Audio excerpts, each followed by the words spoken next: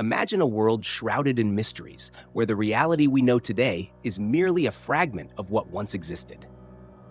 Long before the civilizations that shaped our history, there was a lost era in time, the pre-flood world. We're not just talking about an ancient period, but an era filled with towering creatures, mighty giants, and technologies that, for many, seem unimaginable.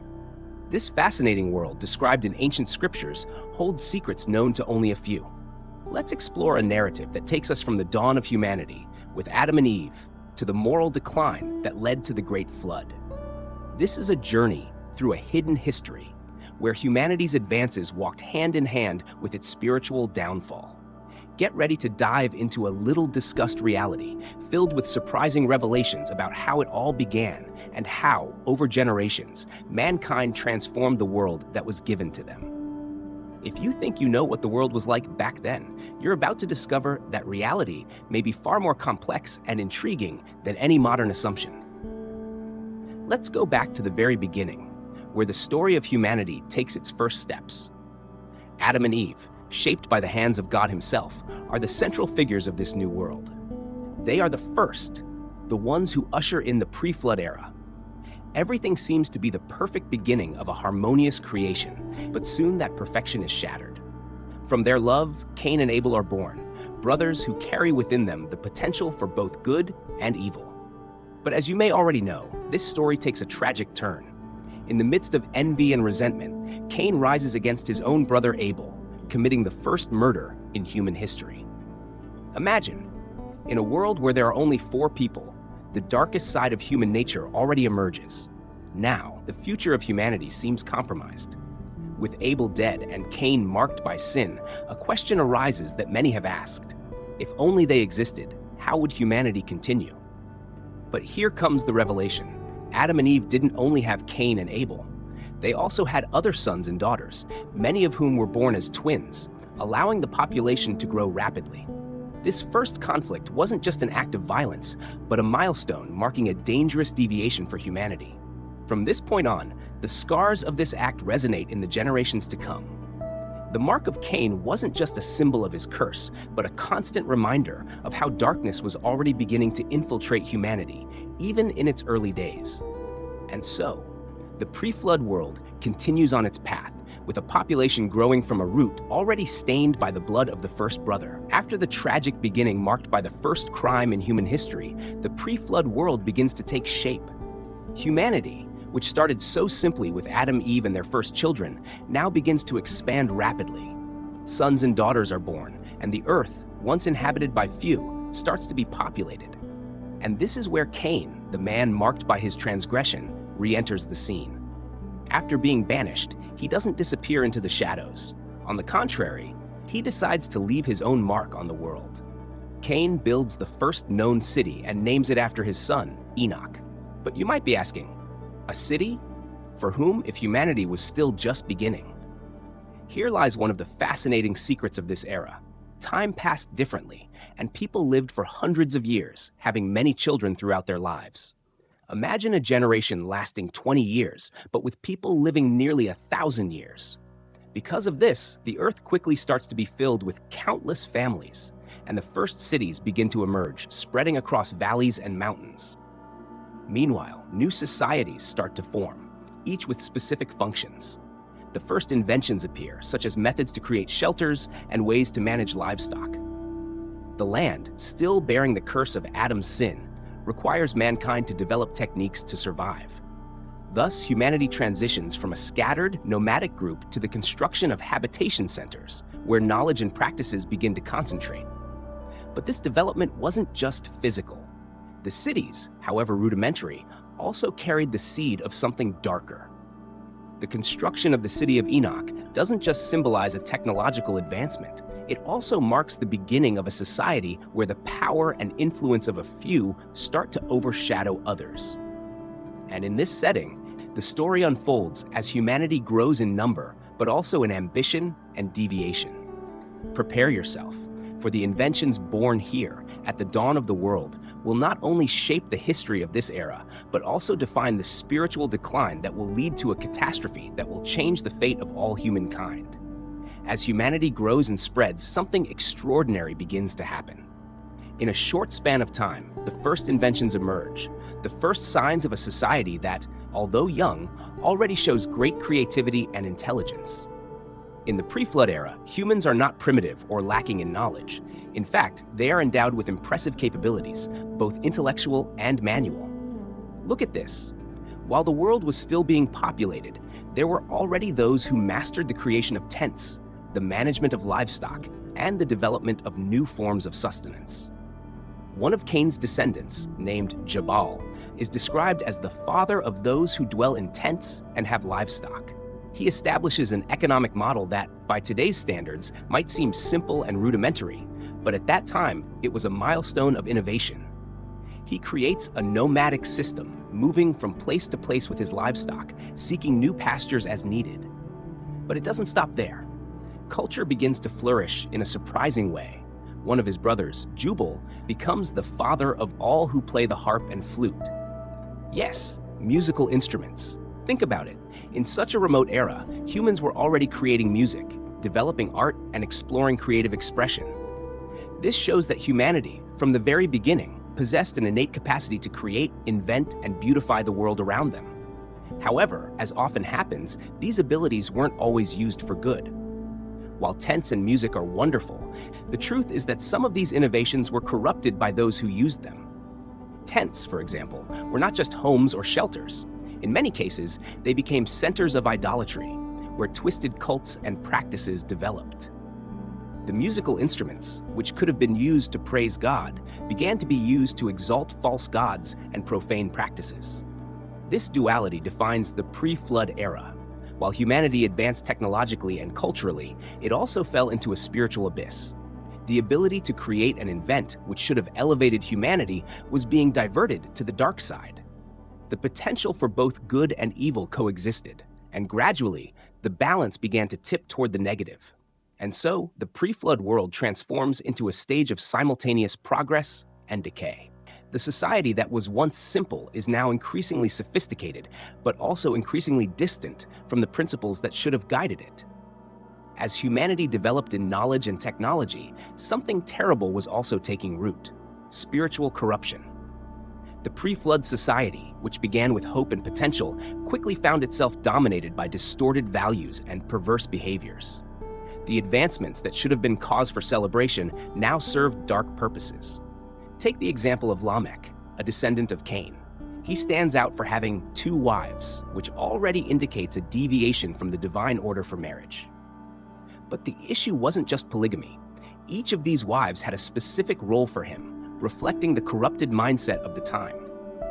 Ada, his first wife, was seen merely as a mother of children, someone without value beyond her ability to bear offspring. Zillah, his second wife, was intentionally kept barren, taking portions that prevented her from having children to preserve her beauty. Lamech viewed her as an object of desire, a symbol of status and pleasure. This behavior reveals how far humanity had already strayed from the principles established by God. Human dignity, the value of life, and respect for divine purpose were being distorted. The idea of treating women as mere objects or categorizing them based on their usefulness is a clear sign of how morality was in decline. But the decay didn't stop at human relationships. The knowledge acquired by man also began to be used for harmful practices. The construction of tents, which initially was an economic advancement, soon became a means for idolatry. And not just that, the musical instruments, which could have been used for worship, started playing melodies in praise of false gods. Human talent was being diverted for corrupt ends, and the spirituality of society was beginning to degrade. This combination of idolatry, abuse of power, and moral distortion turned the pre-flood world into a place where spiritual darkness reigned. Inventions that should have elevated society were now tools for oppression and perversion. The hearts of men were hardened, their minds filled with thoughts continually turned toward evil. And so moral decline accelerated, and society sank deeper and deeper. What had started with a single transgression, Cain's murder of Abel, had now become the norm. Violence, idolatry, and rampant lust consumed the world. Humanity was quickly approaching a point of no return, where divine justice would be inevitable. As humanity sank deeper into spiritual corruption and moral decline, the pre-flood world was heading toward an inevitable catastrophe. Everything was collapsing. What was supposed to be a prosperous and just society was becoming a scene of violence, idolatry, and immorality. And in the face of this chaos, the consequences would soon become clear. What were once promising inventions and technological advancements had now turned into instruments of destruction. Tools that could have been used to build a better future became weapons in the hands of those seeking power and control. Lamech, with his iron and bronze swords, is an example of this. He not only perpetuated the cycle of violence initiated by Cain, but also took the creation of weapons to a new level. Humanity, with its creative potential, was using this gift to destroy rather than to build. The idolatry reached a critical point as well. It was no longer just simple spiritual deviation. Idolatry was deeply rooted in the culture, corrupting every aspect of life. Entire cities, like those built by Cain's descendants, were dedicated to false worship and dark practices.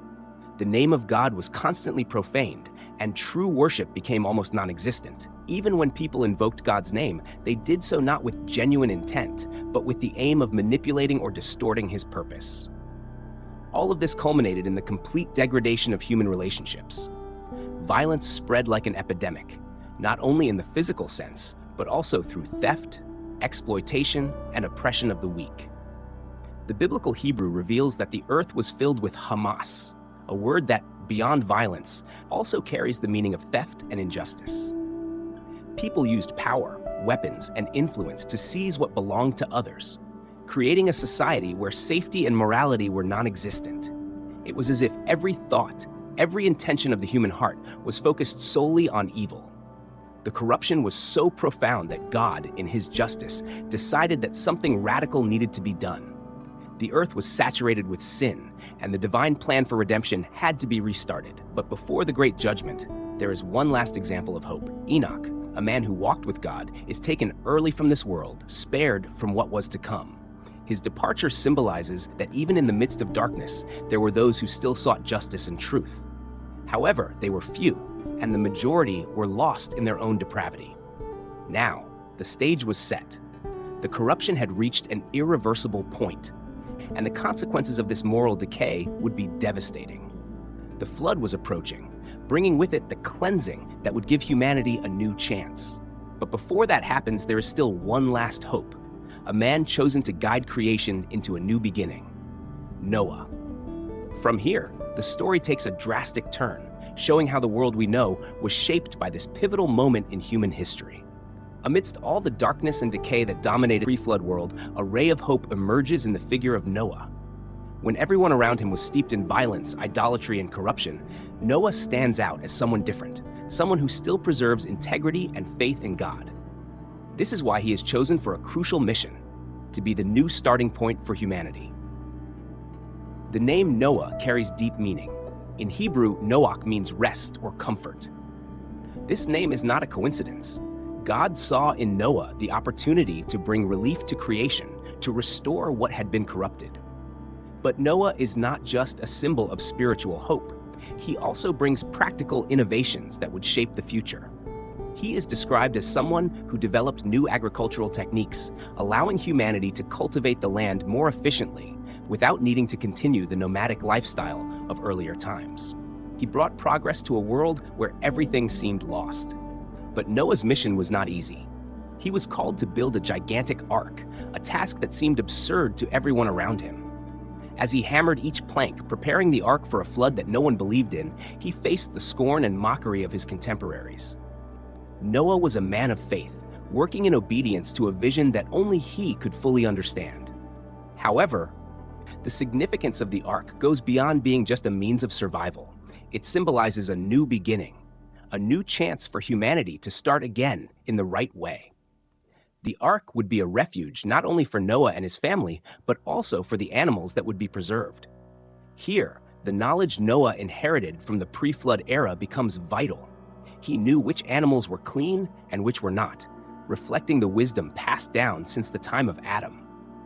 This distinction would be essential in the future when the consumption and sacrifice of animals would become part of the covenant with God. Noah represents a stark contrast to the world around him. While everyone else was on a path of degradation, he maintained his faith and integrity. He was not perfect, but his willingness to obey God, even when everything seemed against him, made him the chosen one for this unique mission. Through Noah, humanity would have a second chance. And so, the construction of the ark progresses. The rain had not yet begun, but time was running out. Each strike of the hammer against the wood was a reminder that judgment was near and that soon, the corrupted world would be cleansed by the floodwaters. Noah knew that his task was more than just saving his family. It was about preserving the very hope that humanity could be redeemed. The ark, with its meticulously fitted wood, was more than a vessel. It was a symbol of renewal, the gateway between a world sunk in sin and a new land where God's justice could flourish once again. But what Noah didn't know was how transformative this new beginning would be. He was about to witness God's power in a way humanity had never seen, and the story was about to take a turn that would forever change the destiny of creation. And so we reach the climax of this epic story, where humanity, which began with such promise, plunged into a moral and spiritual decline so profound that only a divine intervention could bring a new beginning. The pre-flood era was not just a time of population growth and inventions, but also of degradation, where the gifts and knowledge given by God were corrupted by the human heart. The flood was not just a catastrophe, but a purification, a reset of God's plan for the earth. God, seeing the corruption spreading like a plague, decided it was time to start again, but not without leaving a thread of hope. And that hope was in the hands of Noah, the man chosen to preserve the continuity of humanity and the creatures that inhabit the world. The construction of the ark, which seemed absurd to many, was the last chance for redemption for those who refused to heed the warnings. When the doors of the ark closed and the rains began to fall, it became clear that God's justice was manifesting, cleansing the earth of the sins that had corrupted it. Noah and his family, sheltered in the ark, became the guardians of the future, carrying with them the promise of a new era. What do we learn from this story? The pre-flood era teaches us that technological advancement, social development, and even intellectual power are not enough to guarantee justice and peace. Without a solid spiritual foundation, without a moral compass to guide these achievements, humanity can lose itself in its own pride and power. After the flood, when the waters receded and Noah stepped onto dry land, the story of humanity began anew, this time with a covenant. A rainbow in the sky symbolized the new alliance between God and creation. Never again would the waters cover the entire earth. But this promise also carries a reminder. The responsibility for preserving goodness, justice, and faith now lies in the hands of humanity. The world that emerged after the flood was very different from the one that preceded it. Cities would need to be rebuilt, cultures redefined, and the lessons of the past remembered so that the same mistakes would not be repeated. Noah, leading this new phase of human history, symbolizes the hope that even in the midst of darkness, there is always a light, a path back to truth. As we look at this story, we can reflect on our own time. We live in a world full of advancements, but also of moral and spiritual challenges. The lesson the pre-flood era leaves us is clear. No matter how far we may progress, what truly matters is whether our hearts remain aligned with principles that transcend time. With the end of that ancient era, the world was given a new chance. It's up to us as humanity to learn from the past and ensure that our actions today build a future that honors the purpose for which we were created. After all, just as in Noah's days, what truly defines the destiny of humanity is not what we achieve, but who we choose to be.